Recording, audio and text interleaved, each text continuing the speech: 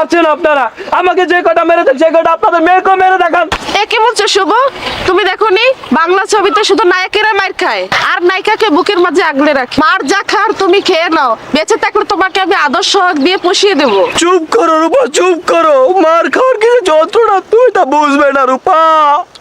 চুপ কর গরিব কামলা কোথাকার। এর মতো গরিব ছেলেরা বড় লোকের মেয়ের সাথে প্রেমের নাটক সাজিয়ে তাদেরকে ইমোশনাল ব্ল্যাকমেল করে, যৌতুকের টাকা নিব না বলে বউকে দিয়ে গান চাকরি করায়। ছোট লোক গরিব ছেলে, তুই আর কোনো মেয়ে পেলি না প্রেম করার জন্য? চৌধুরীর বোনের সাথে প্রেম করতে হলো তোর? আমাদের মান মর্যাদার সিটি ফুটো রাখলি না তুই, চুল কাটার মতো সব কেটে দিলি তুই। তবু আমার মনে কষ্ট থাকতো না তুই যদি জসিমের মতো লটারির টিকিট কিনে কোটিপতি হয়ে যেতি। কিন্তু আফসোস তুই তো গরিব ছেলে। এই ছোট লোকের বাচ্চার সাথে এত কথা বলার কি আছে? চলো মেয়েকে নিয়ে বাসায় চলো, আসো। দাঁড়াও,